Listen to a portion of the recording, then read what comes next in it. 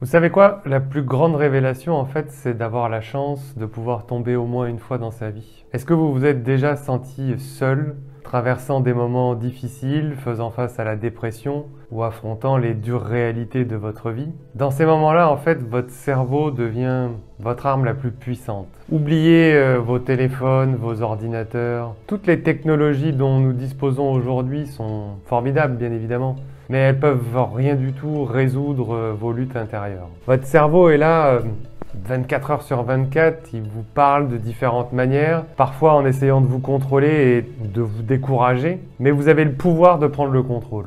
Si vous ne parvenez pas à prendre le contrôle de votre cerveau et que c'est lui qui finit par vous contrôler, alors les choses vont vraiment se compliquer pour vous. En fait, il faut arriver à dire à votre cerveau où est-ce que vous voulez aller et comment vous voulez y aller. Et comment vous souhaitez surmonter les défis. Vous devez vraiment être celui qui est aux commandes. Alors je sais, c'est pas facile, mais pourtant ça va être nécessaire. Quand j'ai été confronté à des défis il y a 6 ans, je me suis demandé mais comment je vais réussir? Et la seule réponse que je connaissais à l'époque, finalement, c'était le travail acharné. Le travail acharné, en fait, c'est la clé pour accomplir n'importe quoi dans la vie. Quand je ne comprenais pas un chapitre, une notion, que je n'arrivais pas à me souvenir de quelque chose pour un test, ce que je faisais, c'est que je le relisais encore et encore.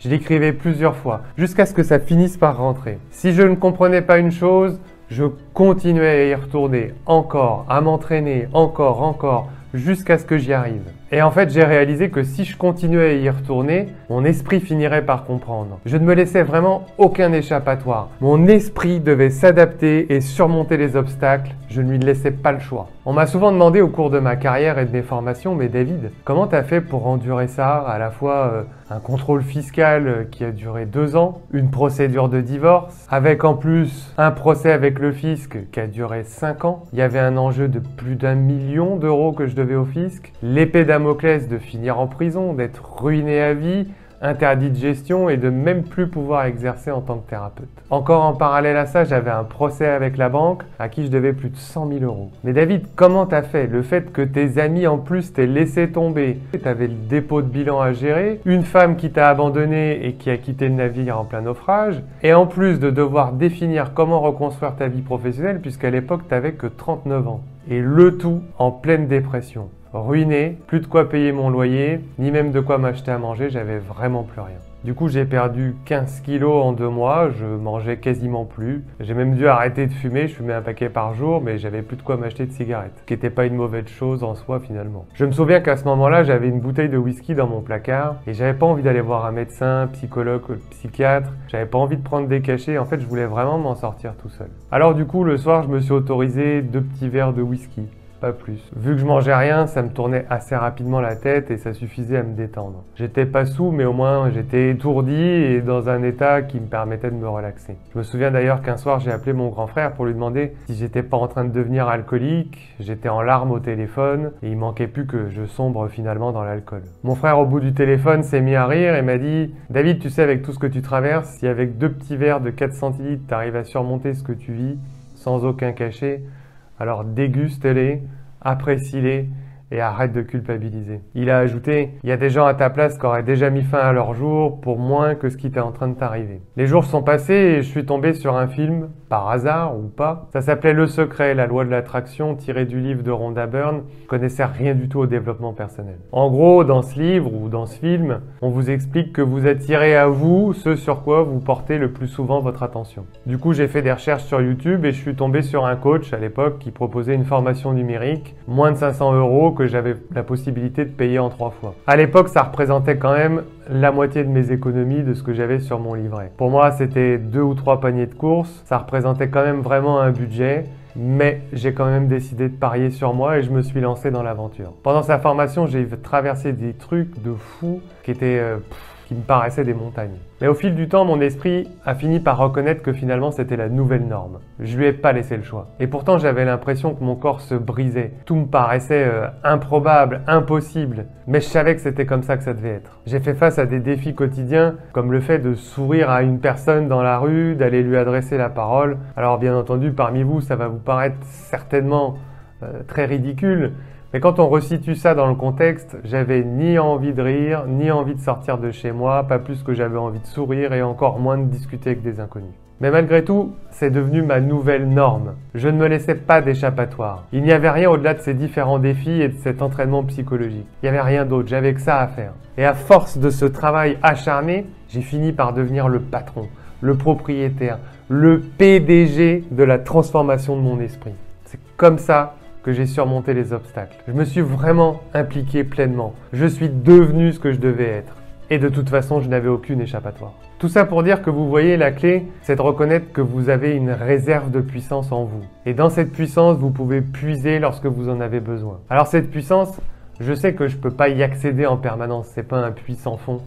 Mais en tout cas, quand j'en ai besoin, je peux puiser dans cette réserve de puissance. Et grâce à ça, je peux prendre des décisions, je peux passer à l'action.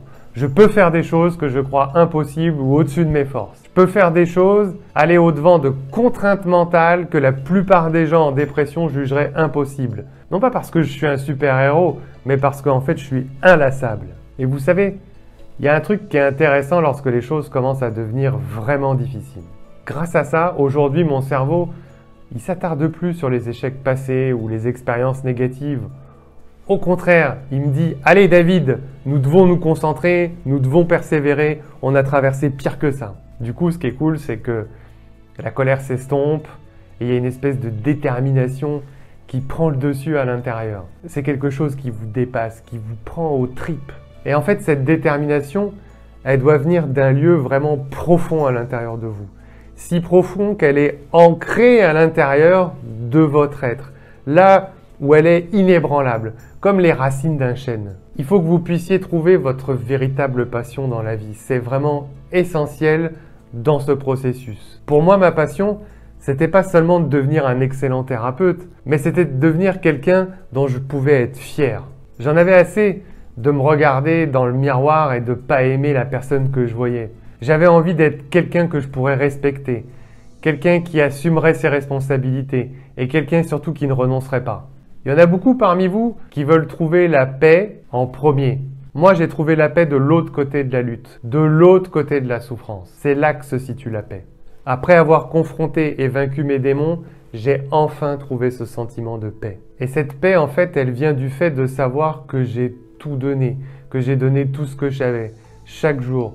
Non seulement pour moi-même, mais aussi pour les personnes qui m'entourent. Pour ma mère, d'ailleurs, à qui je dédicace cette vidéo, qui m'a aidé financièrement à l'époque et grâce à laquelle j'ai pu manger et garder un toit sur la tête. Ma mère m'a aidé à garder ma fierté, ma dignité d'homme et j'ai réalisé à ce moment-là que j'avais de la chance. Parce que d'autres à ma place n'ont pas toujours cette chance et il y en a qui finissent sans abri, vagabonds. Je me suis rendu compte à la vitesse à laquelle ça pouvait aller. On peut perdre très rapidement tout, sa fierté, sa dignité, en aller enterrer son ego dans les abysses du malheur, de la pauvreté. On peut tout perdre si vite et si on n'a personne pour vous aider, je me dis que j'ai vraiment eu beaucoup de chance. Alors ça n'a pas toujours été facile. L'obligation aussi de rendre des comptes à ma mère sur mes recherches en travail, en formation, sur mes avancées personnelles. Et même si je lui devais tout, j'étais quelque part devenu dépendant. J'avais perdu l'estime de moi. Je pensais que j'étais nul, que je valais rien. Et mon discours intérieur et l'image que j'avais de moi étaient une énorme souffrance. C'est très difficile d'être responsable chaque jour pour faire ce qui est juste et pour repousser les limites de ce qui est confortable. Mais dites-vous bien que lorsque vous vous engagez dans ce processus, vous libérez votre véritable potentiel, votre véritable puissance. Vous ne survivez pas seulement, vous prospérez. Vous ne vous contentez pas d'exister, vous conquérez. Vous ne vous contentez pas de rêver, vous réalisez. Et c'est là que vous réalisez que vous êtes invincible. Puis après tout ça, les choses se sont un petit peu enchaînées. J'ai rencontré une nouvelle femme, même si j'avais honte de vivre au RSA. Elle m'a accepté telle qu'elle avec mes petits moyens, elle a cru en moi. Elle m'a soutenu pour trouver une école de formation en hypnose. Quand j'y repense aujourd'hui, la pensée la plus effrayante était de me dire que ça pourrait être ma vie pour toujours, que ça pourrait être ma vie définitivement. Et puis me dire que cette femme peut-être finirait par me quitter ayant peur de ma condition un petit peu misérable, de ma situation d'échec, de mon divorce, de mes procès. Ça faisait quand même beaucoup de choses pour une étrangère qui arrive dans votre vie. Ma propre femme avait fui, alors comment imaginer que celle-ci resterait à mes côtés? Et puis, en obtenant mes certificats d'hypnose, de PNL, de MDR, de coaching, de neurofeedback, d'énergéticien, j'ai réalisé que nous ne savons pas ce qu'il y a à l'intérieur de nous tant que nous ne nous poussons pas vraiment jusqu'au bout, tant que nous n'essayons pas de toutes nos forces. C'est pas toujours amusant, ce n'est pas fait pour l'être d'ailleurs, mais c'est à ce moment-là que vous savez que vous essayez de toutes vos forces. Alors certaines personnes pourraient penser que mon histoire est horrible, mais j'ai fini par comprendre finalement comment fonctionne le cerveau. J'ai étudié l'esprit et j'ai exploité son pouvoir. Je suis parti d'un homme effrayé, ruiné, ayant perdu toute confiance, toute estime de lui, et tout au long de mon parcours, j'ai découvert l'invincibilité. Alors je vous l'ai dit tout à l'heure et je vais vous le redire, je sais que je ne peux pas y accéder en permanence, mais quand j'en ai besoin, il y a une espèce de réserve comme ça, de puissance à l'intérieur de moi. Et grâce à cette réserve, vous savez, c'est intéressant parce que quand les choses commencent à devenir vraiment difficiles, mon cerveau, il ne s'attarde pas sur les échecs du passé ou toutes les expériences négatives. Au contraire, mon cerveau, il dit « Allez, nous devons nous concentrer, nous devons traverser cela. » Et je vous l'ai dit tout à l'heure et je vous le redis encore, la colère s'estompe et c'est la détermination primale qui prend le relais. Mais cette détermination, elle doit venir du plus profond de vous. Si profond qu'elle est ancrée au cœur de votre être, là où elle est vraiment inébranlable, comme les racines d'un chêne. Vous voyez bouger un chêne ou le déplacer, impossible. Eh bien, c'est pareil pour vous. Trouvez votre véritable passion dans la vie. Devenez ce que vous avez envie de devenir sans écouter les autres, sans laisser les autres vous transmettre leur peur. Soyez fiers de ce que vous êtes. Allez vous regarder dans le miroir et aimez ce que vous voyez. Respectez-vous. Faites-vous respecter. Assumez vos responsabilités et surtout ne renoncez jamais. Si vous voulez la paix en premier, arrêtez de rêver. Les objectifs faciles, ça n'existe pas. La paix, elle se trouve de l'autre côté de la lutte, de l'autre côté de la souffrance. Alors partez en guerre, osez vous confronter à vos démons et vous trouverez en vous, à l'intérieur de vous, ce sentiment de paix. Cette paix, en fait, elle vient du fait de savoir que vous avez tout donné, tout ce que vous aviez, chaque jour, non seulement pour vous-même, mais aussi pour les personnes qui vous entourent. Alors ça ne sera pas facile tous les jours, vous allez traverser différentes formes de souffrance, mais restez responsable et digne chaque jour. Il n'y a que vous qui puissiez faire les choses. Il n'y a personne d'autre à votre place qui va les faire. Alors s'il vous plaît, cessez de vous plaindre. Cessez de reporter la faute sur les autres, sur la société, sur ce qui vous est arrivé il y a 10 ans, 15 ans, 20 ans et plus encore. Des choses sur lesquelles vous bloquez comme un hamster qui tourne dans sa roue. Faites ce qui est juste, repoussez vos limites, sortez de votre zone de confort. Je sais, c'est difficile. Mais lorsque vous vous engagez dans ce processus, c'est là que vous allez libérer votre potentiel, votre vraie puissance, votre véritable puissance. Vous ne survivez pas seulement, vous allez prospérer. Vous ne vous contenterez pas d'exister, vous allez conquérir. Vous ne vous contenterez pas de rêver, vous réaliserez. Et c'est à ce moment-là que vous réalisez que vous êtes invincible. Et c'est là la plus grande révélation, c'est d'avoir eu la chance de tomber au moins une fois. Je vous aime, je vous embrasse, c'était David Bitton.